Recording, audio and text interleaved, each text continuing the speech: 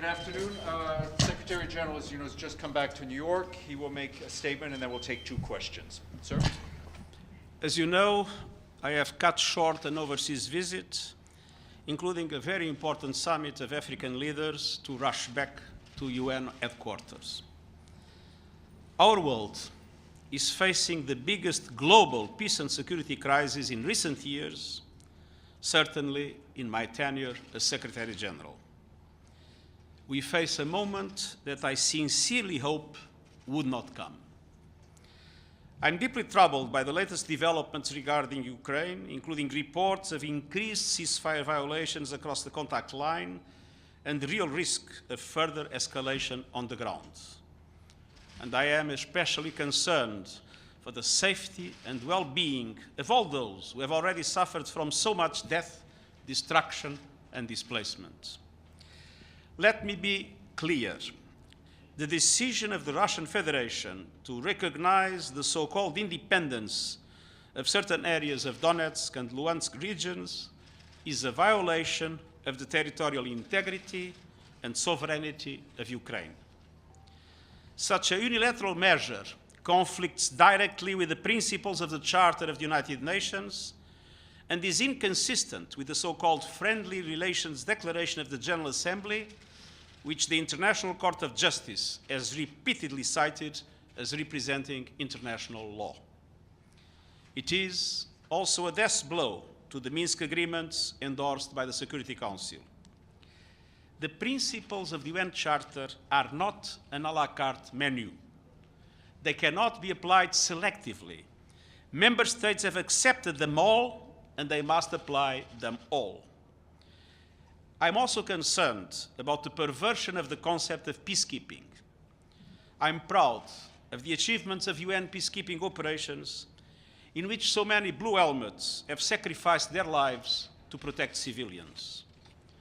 When troops of one country enter the territory of another country without its consent, they are not impartial peacekeepers.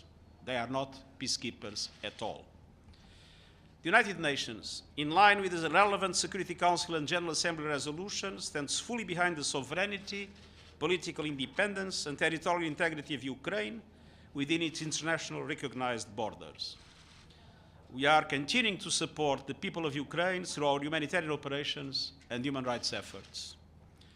At this critical moment, I call for an immediate ceasefire and re-establishment of the rule of law. We need restraint and reason. We need de-escalation now. I urge all to refrain from actions and statements that would take this dangerous situation over the brink. It is high time to return to the path of dialogue and negotiations. We must rally and meet this challenge together for peace and to save the people of Ukraine and beyond from the scourge of war. I am fully committed to all efforts to resolve this crisis without further bloodshed. I repeat what I've said several times. My good offices are available, and we will not relent in the search for a peaceful solution. The United Nations, the entire international system are being tested, and we must pass this test. Thank you. CD Letter, Associated Press. Thank you very much, Mr. Secretary General. The Russian Parliament today authorized action outside the country by the military. It doesn't seem like anything that anybody says or any diplomatic efforts are going to avoid any escalation and future invasions in Ukraine. You've appealed before, so have a lot of other people. What else can be done to really stop this new bloodshed in Europe? Well, as I said, this is high time for de-escalation. This is high time to return to dialogue and negotiation. I think the present crisis will be, in the end, terribly detrimental both to the Ukraine and to the Russian Federation.